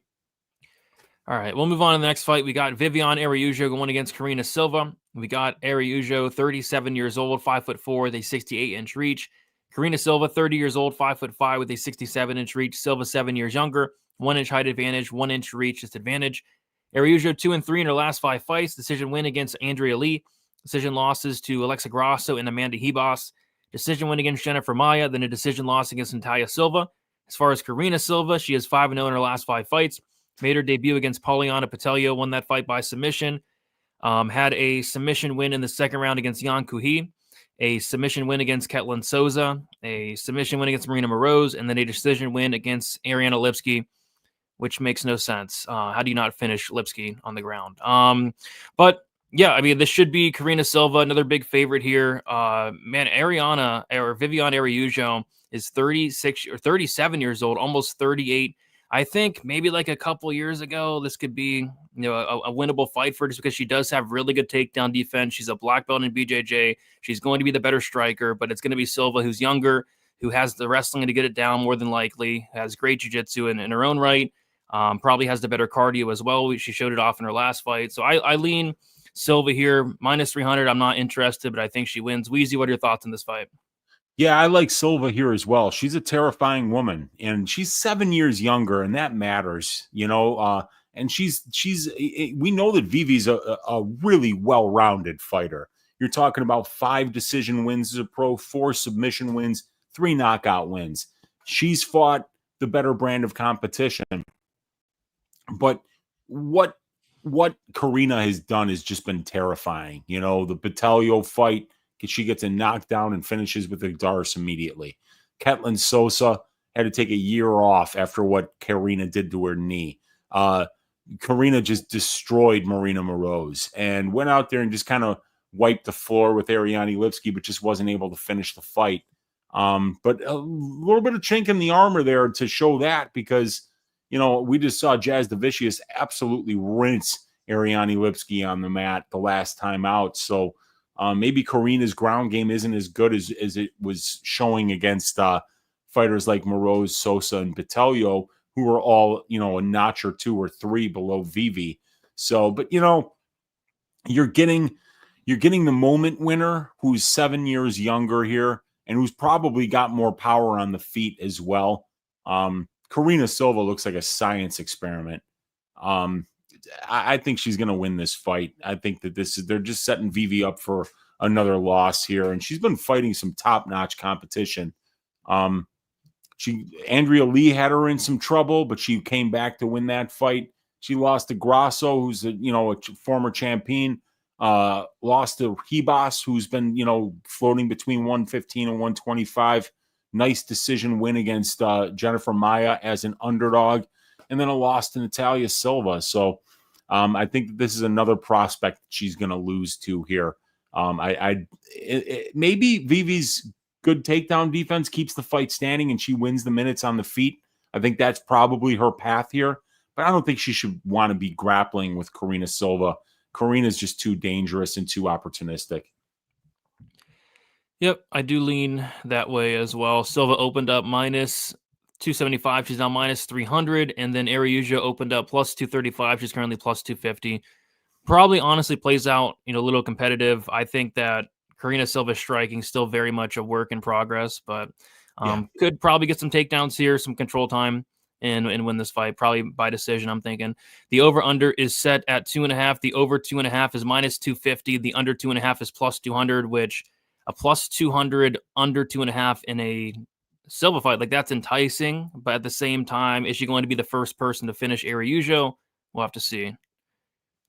Yeah, nobody's finished Araujo in 5 UFC losses, but and I mean, like, she's lost to Grasso and Hebas and Natalia Silva. She's lost to some good fighters. So, but Karina Silva is just so opportunistic. So that could be one of those ones where it's like, man, plus 200 for an under in a Karina Silva fight. In retrospect, that could look like huge value. It'll be hilarious if she finishes Araujo and not Lipski. I mean, I think the under in the Lipski fight, and she had like 5 takedowns, like over 10 minutes of control, and he couldn't finish her.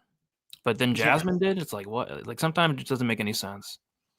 Yeah, sometimes it's those shifts that get you to miss on 2 bets in a row because somebody underperforms, and then you think like, oh wow, maybe Lipski's better on the ground than I thought she was, and then no, it actually not at all. She got rinsed by Jasmine on the ground. Yeah, it's crazy sometimes. But this next fight, got the co-main event, 5-round fight, which let's be honest, we're probably not going to need 5 rounds, but it's cool to say. But we got Charles Oliveira going against Michael Chandler, 5-round fight here. We got Oliveira, 35 years old, 5'10", with a 74-inch reach. Chandler, 38 years old, 5'8", with a 71-inch reach. Oliveira, 3 years younger, gonna have a 2-inch height advantage and a 3-inch reach advantage. Charles Oliveira is 3-2 in his last 5 fights. Submission win against Dustin Poirier. Submission win against Justin Gaethje. This submission loss to Islam Makhachev. Knockout win against Beneil Dariush, and then a decision loss to Arman Tsarukyan. As far as Michael Chandler, he is 2-3 in his last 5 fights. Knockout win against Dan Hooker. Knockout loss to Charles Oliveira. Decision loss to Justin Gaethje. Knockout win against Tony Ferguson. And then a submission loss to Dustin Poirier. It's been a while since we've last seen Chandler, right? Like, when was that Poirier fight? About 2 years ago. Jeez. Yeah. So now he was waiting for Conor. Yeah. Can't blame him. Yeah, that's true. That's true. But yeah, he's been away for a while now at this point. Obviously, these guys have fought before. In their first fight, Michael Chandler was really close to knocking out Oliveira in the first round. He dropped him, landed some follow-up shots. Oliveira was able to kind of flop to his back and survive. And then once the second round started, Oliveira lands a big shot, hurts Chandler, and finishes him like 30 seconds into the second round. So, yeah, I think somebody's probably getting served here. Michael Chandler, at least early on, I think is going to be very dangerous. He has a ton of power. Charles Oliveira, it's weird with him. It's like this guy's chin is pretty bad, but his recoverability is really good. Like, he'll get dropped into every single fight, but you have to really kill this guy to get him out of there. So, yeah, I think Chandler's kind of live early, but as this fight goes on, I think it's going to favor Oliveira. I think somebody's getting served here probably within the first 2.5 rounds. Last time these guys fought, Weezy, the under 1.5 was plus money, believe it or not. The under 1.5 was like plus 105. And nowadays, in this economy, the under 1.5 is sitting at like minus 165, minus 175, which is disgusting. The under 2.5 in their last fight was like plus 165, like something crazy. So now we're having to lay juice for an under 1.5. Yeah, minus 165 here, which is just gross. But yeah, I think somebody's probably getting served here. I don't like the under 1.5 though. I would like the under 2.5, but it's probably going to be super juiced. I like Oliveira here, but he's minus 260. I don't like that. Weezy, what are your thoughts on this coming event? Yeah, I like Oliveira too. I think Chandler's kind of getting up there, and he was preparing for, Conor McGregor, who I think was going to be just such an easy fight for him. And now he's got Oliveira, where you can't make any mistakes against Oliveira. It's over as soon as you make a mistake against this guy. And it was proven the first time that they fought. But, with Oliveira, you got a guy that can be a bit of a flake sometimes as well. But I think he's just so much more talented. Like the submission grappling, the power on the feet, the opportunistic ability to just find his way through the fight and just find that finish. It presents itself so many different ways to him. And there's so many different ways. It's not like you're like, oh, with Oliveira, you got to worry about the left hook or you got to worry about the guillotine. You got to worry about everything with Oliveira. And he is one of these guys that doesn't really care about defense. He's never really cared about defense. 53% distance striking defense. He's not concerned. You know, if you knock him down and come into his guard, he could finish the fight quickly. So I think that Oliveira is going to get a finish here, probably in rounds 1 or 2. But yeah, I mean, minus 165 for an under 1.5 is a little bit terrifying. Even in the Charles Oliveira fight, laying that kind of juice, I think is dangerous in the big cage in front of crowds. You just sometimes don't see the urgency early, especially in 5-round fights that you need to see in order for those unders to cash. So it's going to be a great fight. I mean, I love every Charles Oliveira fight, and I might throw him into a parlay or something this week. I think he's going to win this fight, Brady. I'm pretty confident in it. Yep. Should be a fun one. I'm looking forward to it. I think it's a violent fight. The odds are certainly indicating that. Like I said, the under is just disgusting. Minus 165. That's like the same price as Bo Nickel. Like, come on. Give me a break. Just give me a break. Yeah, and this fight isn't really a mismatch, you know? So it's like, I mean, even though the line it's indicating almost 75% for Oliveira, I don't consider this fight a mismatch. I mean, nobody just walks over Michael Chandler. No. Nobody walks over it. It's going to take at least a round, I think. Poirier got him out of there late. Went 3 rounds with Gaethje. Yeah. So yeah. Yep, should be interesting. Minus 260 Oliveira, plus 220 Michael Chandler. Nothing's really sticking out. I guess we'll have to wait to see what the props come out at, but yeah, nothing really sticking out right now with the trash total and Oliveira's line.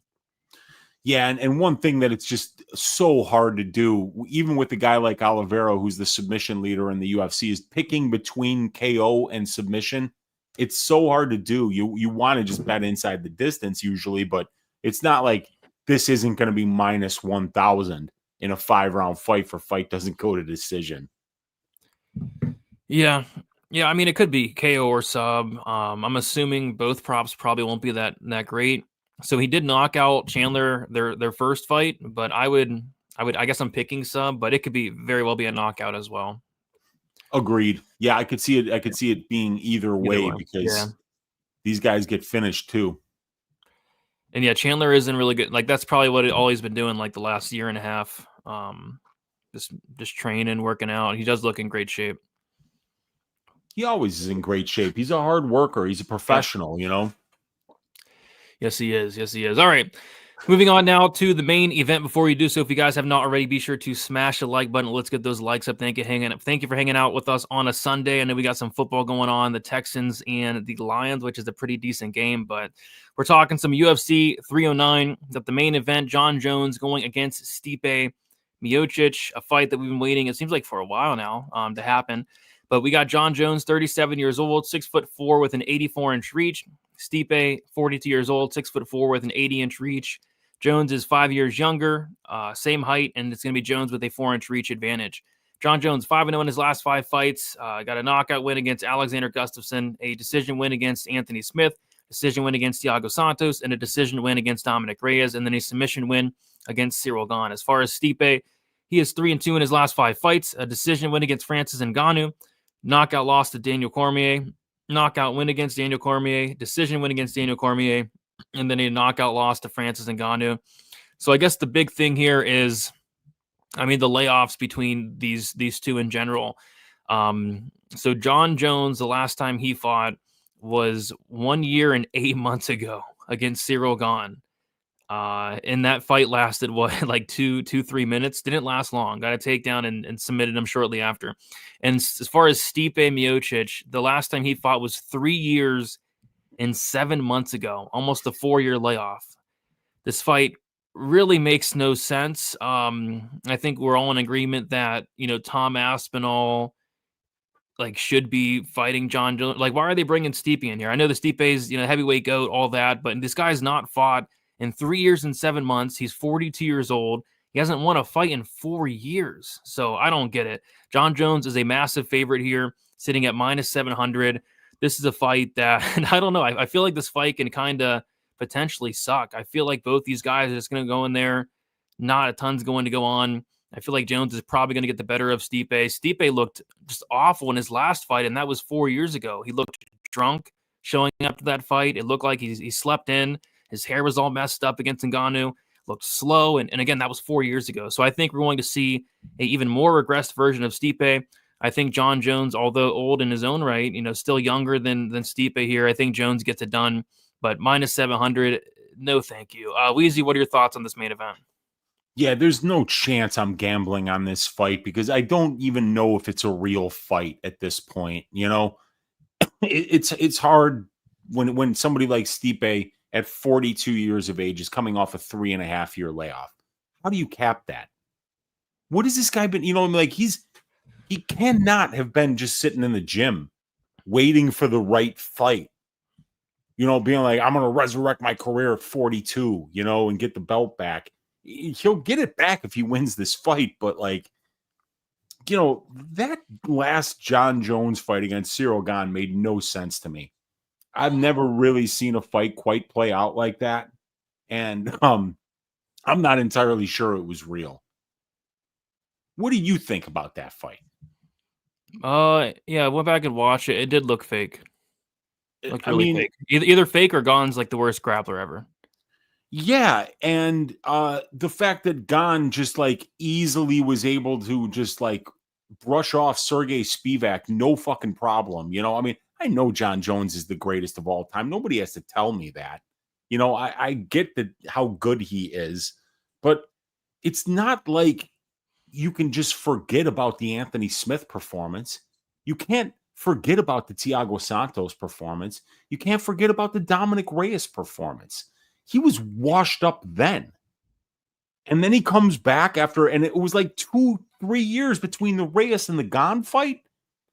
And Gane, who just went 5 rounds with Ngannou, just gets dick sawed in 2 minutes by a guy who hadn't fought in 3 years. That's a regular cocaine user. That's like getting into car accidents and drinking tequila straight out of the bottle while he drives. That guy did that to Ciryl Gane. He's that good still. I don't know, man. I don't think this is a real fight, so I'm not going to gamble on it. These are two of the most real fighters that the UFC's ever seen, though. You got the greatest of all time in Jon Jones, and you got arguably the greatest heavyweight of all time in Stipe Miocic. These are legends of the sport. They're both Hall of Famers. They're both deserve nothing but respect and love from the fans. But as a gambler, Brady, I'm not touching this shit. As a gambler, I got red flags and bells going off everywhere saying, don't bet this fight. This one might have a script, and I don't have access to the script. Yeah, I mean, could be right. I mean, we saw that bum Zach Scroggin last night go in there, take a punch, and go home. Collect his Zach, 10K. the check cleared. Yeah, and just drops 10K. I mean, 10K in 60 seconds is no joke. It is not. I would love to get that kind of money in that short a period of time. I'd have some plans for it too. Yeah.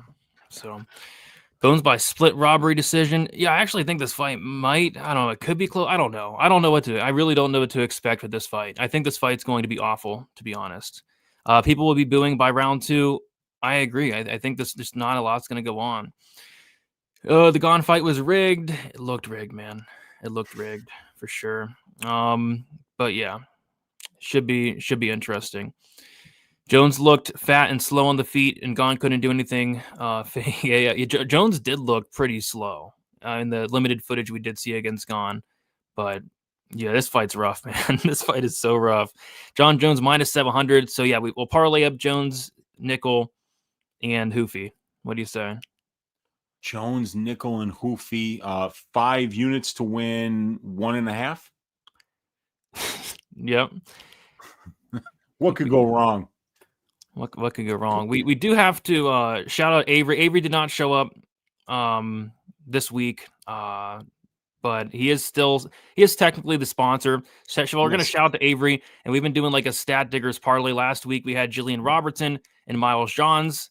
Miles Johns, or I think Cody pulled out. So this week, Weezy, let's do a Stat Diggers parlay for our guy Avery. Maybe you can catch it on the replay, and you'll pick a leg. I'll pick a leg. This week is interesting because it's like I like who do I even like this week? Oh gosh, I don't know, dude. Well, I'll fatten it up by going Marcin Tybura. So that's going to get us. I got him at plus 100. He's minus 110 right now on DraftKings, minus 123 on Bet Online. So that could get us a pretty good number. And then we were looking at not betting Gaul versus Brahimaj, not betting Miller versus Jackson, not betting Jones versus Miocic. Maybe we should throw. I like Bo Nickel. I think he's gonna win this fight, dude. Dude, if we get that could get the minus 123 down to minus 114. Dude, I don't know. Let's start. Dixon's in the chat. Let's start a poll. All right, let's add 4 options here. 4 options of 4 potential fighters. Let's go from bottom to the top. Okay. Veronica Hardy, Eduardo Moura. I don't want to put that on there. Okay. Oban Elliott, Basil Hafez. I don't really want to put. Maybe the people will like Elliott. Maybe we can put him on there. Yeah. Let's make that one of the fights. Let's make that one of them. If anybody like Oban Elliott, okay. Let's see. We got Gaul Brahimaj. No. I already talked about Tybura. Got that. Damon Jackson, Jim Miller. Let's not parlay Damon Jackson. Yeah. Weidman, Anders. No. McGhee, Martinez. I kind of like McGhee, so I'll throw him on there. We'll see what the chat thinks. Marcus McGhee. Okay. Llontop, Hufi. No. Ass line. We got to put Charles Oliveira in there at minus 260. We'll put Charles Oliveira and possibility. Oliveira, and then do you want to go Jones or Silva? Silva? Yeah. Or let's just do. I feel like Jones is safe just because Stipe is extremely washed. He's 42 years old and he hasn't fought in 3.5 years. Yeah, I feel like Jones is just like safe. But okay, let's start the poll. Who should be in the Stat Diggers parlay this week? All right, we're going to start the poll. And it is started. There we go. So we have 362 of you in there. Let's see what you guys are thinking. Okay. Oliveira, McGhee, Jones. It's all really close. Nobody likes Oban Elliott. 0 for Elliott. Okay. So one person is on Elliott now. Charles Oliveira is leading the poll. Okay. Marcus McGhee, close second. It's between Charles Oliveira and Marcus McGhee. Marcus McGhee taking some steam late. Uh-oh. John Jones, 25%. Marcus McGhee, 29%. Charles Oliveira, 36%. 35% for Oliveira. Marcus McGhee, 32%. It's close between McGhee and Oliveira right now. McGhee, 31%. Charles Oliveira, 39%. Very close. We'll go for about another minute. Check and see what the Lions are doing. What are the Lions doing right now? Lions are marching. Uh-oh. All right. Yes, they're marching. You got Gibbs and Montgomery. All right, so let's close this poll. And the people have spoken. And it looks like we're going to go with Charles Oliveira. All right, so Charles Oliveira on DraftKings at minus 278, along with Marcin Tybura, who's minus 110 right now. That comes out to plus 159. And if you were to do it on Bet Online, you could get Tybura at minus 123, and you can get Oliveira at minus 260. That gets you plus 151. So you want to do it on DraftKings at plus 159. All right, there we go. Sponsored, of course, by Avery Marino. Shout out Avery Marino. Shout out Blackwire Crypto. Heck yeah. All right, so that's going to do it. Pretty quick show here, short and sweet. Weezy, any final thoughts on the card, and also let people know your plans for UFC 309?